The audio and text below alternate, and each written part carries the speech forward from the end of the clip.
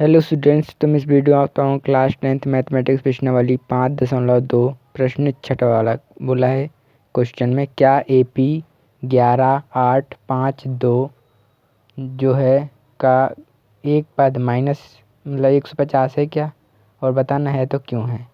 जैसे कि ये पहला पद है, पहला नंबर, ये दूसरा नंबर, ऐसे ये तीसरा और ये चौथा नंबर है। तो बताना है कि जो माइनस का 150 ये कौन से नंबर पर आएगा, है ना।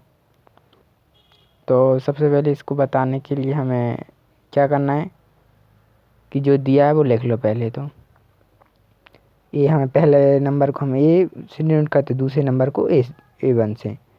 तो D को कैसे निकालेंगे, A1 में से A घटा देंगे। ये फॉर्मूला है D निकालने का, मतलब 11 में से 8 में से 11 घटा दिया तो क्या बचेगा, माइनस का 3 बचेगा। तो ये हमें D का मान मिल गया।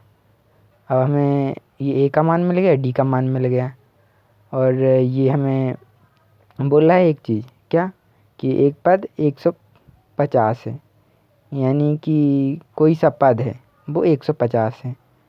जैसे पहले नंबर पे 11 है, ऐसी वो किसी नंबर पर 150 है। तो हम मान लेंगे, माना AN व पद 150 है, यानी अंतिम पद 150 है। AN व पद 150 है, 150 है। तो हमारा हमने मान लिया, जो नहीं माना है। तो ये पहले लाइन हमें लिखनी है सबसे पहले ही। तो हमने जो मान लिया, क्या माना है, AN व पद 150 है। तो AN बराबर हम क्या लिख लेंगे, माइनस का 150। ठीक है, तो हमने मान लिया था, उसी को लिख लिया। जो 150 माइनस का वो हमने अंतिम मान लिया, तो ये AN हो गया। तो अब 3 चीज़ें दी हैं, एक चीज़ निकाल लो, चौथी चीज़ निकाल लो। यानी तो ये फॉर्मूला लगता है, 3 चीज़ें दी रहती हैं, चौथी चीज़ निकालनी है।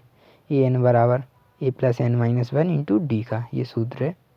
तो AN का मान क्या है, 150 माइनस का, बराबर A का मान क्या है, 11 की जगह, और n का मान क्या है, n का मान कुछ नहीं तो भाई, और d का मान क्या है, माइनस का 3, माइनस का इसलिए ब्रैकेट लगाओ, है ना, माइनस की संख्या इसलिए ब्रैकेट।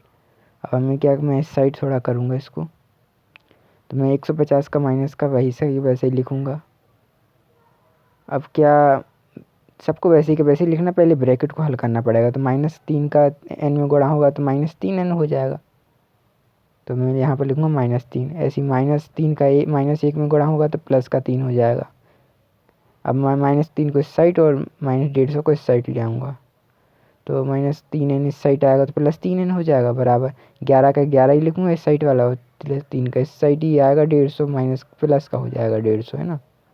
अब मैं तीनों संख्याओं को जोड़ दूंगा पहले। तो 150 में 11 ऐड कर और फिर 3 ऐड कर दूँ, तो मैं अलग अलग जोड़ के दूँ तो ये 4 हो जाएगा, और ये 6 हो जाएगा, और ये 164 हमारा ये जोड़ने पर आ रहा है। तो 164 आया। अब मैं n का मान निकालने के लिए 3 का पक्ष अंदर कर दूंगा, भाग में चला जाएगा गुणा की, इसलिए अब मैं क्या करूँगा, इसको काट के देखूंगा कि कट रहा है क्या। अगर आपको समझ में नहीं आया तो भाग देकर देख लीजिए, मैं भाग देकर बताता हूँ। 164/3 भाग देकर देख लिए, 3 से 164 में कि पूरा पूरा जा रहा है, 5 बार में गया 15 आया, तो 1 बचा 14 बचा, कितनी बार में 2 चौक 12, यानी 2 बच रहा है ना। 54 आ रहा है लेकिन 2 बच रहा है। तो यहाँ पर 0 आना चाहिए, अगर 0 नहीं आ रहा है तो ये मतलब, तो हम लिखेंगे नहीं AP का कोई सही पद ये -150 नहीं है। अगर 0 आ रहा है तो लिखेंगे हाँ, क्योंकि नहीं आ रहा है 0, शेषफल 2 बच रहा है, तो लिखेंगे नहीं AP का कोई भी पद -150 नहीं है, यानी कोई भी नंबर 150 नहीं है AP का।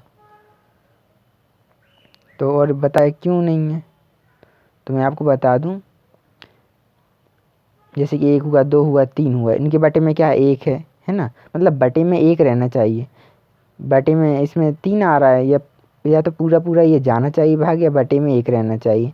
तो वो हम कह सकते हैं कि ये कोई सा नंबर है।